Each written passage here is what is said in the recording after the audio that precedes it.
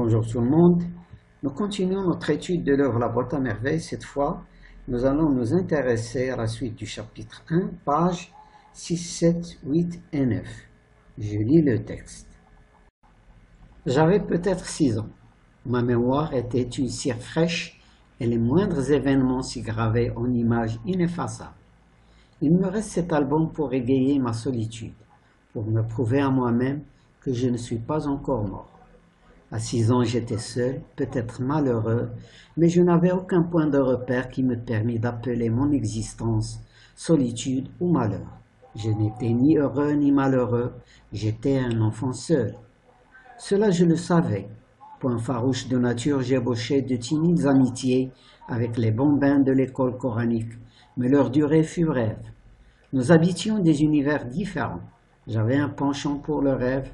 Le monde me paraissait un domaine fabuleux, une féerie grandiose où les sorcières entretenaient un commerce familier avec des puissances invisibles. Je désirais que l'invisible m'admît à participer à ces mystères.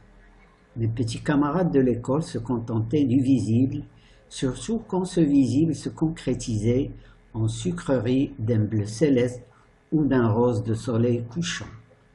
Ils aimaient grignoter, sucer, mordre à plein dents. Ils aimaient aussi jouer à la bataille, se prendre à la gorge avec des airs d'assassins, crier pour imiter la voix de leur père, s'insulter pour imiter les voisins, commander pour imiter le maître d'école. Nous avons vu dans la séance précédente que nous étions dans le cadre d'un incipit progressif. Là encore, le narrateur nous livre quelques précisions sur sa solitude.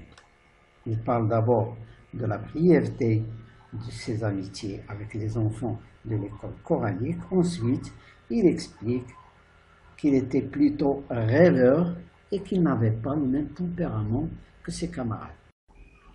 Je continue la lecture. Moi, je ne voulais rien imiter, je voulais connaître. Abdallah l'épicier me raconta les exploits d'un roi magnifique qui vivait dans un pays de lumière, de fleurs et de parfums, par-delà les mers des ténèbres, par-delà la grande muraille. Et je désirais faire un pacte avec les puissances invisibles qui obéissaient aux sorcières, afin qu'elles m'emmènent par-delà les mers des ténèbres et par-delà la grande muraille, vivre dans ce pays de lumière, de parfums et de fleurs. Mon père me parlait du paradis, mais pour y renaître, il fallait d'abord mourir. Mon père ajoutait que se tuer était un grand péché, un péché qui interdisait l'accès à ce royaume. Alors je n'avais qu'une solution, attendre. Attendre de devenir un homme, attendre de mourir pour renaître au bord du fleuve Selselbil. Attendre, c'est cela exister. À cette idée, je n'éprouvais certainement aucune frayeur. Je me réveillais le matin, je faisais ce qu'on me disait de faire. Le soir, le soleil disparaissait et je revenais m'endormir pour recommencer le lendemain. Je savais qu'une journée s'ajoutait à une autre. Je savais que les jours faisaient des mois, que les mois devenaient des saisons et les saisons l'année. J'ai 6 ans. L'année prochaine, j'en aurai 7 et puis 8, 9 et 10. À 10 ans, on est presque un homme. À 10 ans, on parcourt seul tout le quartier, on discute avec les marchands, on sait écrire au moins son nom. On peut consulter en voyante sur son avenir, apprendre des mots magiques, composer des talismans. Alors dans ce passage, le narrateur nous fait part de quelques exemples de ce qui le fascinait dans ce monde de l'invisible. Tout d'abord, il parle de l'épicier Abdallah et de l'histoire qu'il a racontée sur un roi magnifique qui réalisait des exploits dans un pays de lumière, de parfums et de fleurs. Il parle ensuite du paradis comme le présentait son père, c'est-à-dire un royaume où l'on renaissait après la mort. Alors, comme ça, la mort ne représentait pour l'enfant aucune frayeur. En attendant, j'étais seul au milieu d'un grouillement de têtes rasées, de nez humides, dans un vertige de vocifération de versets sacrés. L'école était à la porte de Dernouela. De frais, un grand maigre à barbe noire, dont les yeux lançaient constamment des flammes de colère, habitait la rue Gief. Je connaissais cette rue. Je savais qu'au fond d'un boyau noir et humide s'ouvrait une porte basse d'où s'échappait toute la journée un brouhaha continu de voix de femmes et de pleurs d'enfants. La première fois que j'avais entendu ce bruit, j'avais éclaté en sanglots, parce que j'avais reconnu les voix de l'enfer telles que mon père les évoqua un soir. Ma mère me calma. Toujours octant, je répondis. « Je ne veux pas aller en enfer. » Elle leva les yeux au ciel et se tut, confondue par tant de niaiseries. Je crois n'avoir jamais mis les pieds dans un bain mort depuis mon enfance. Une vague appréhension et un sentiment de malaise m'ont toujours empêché d'en franchir la porte.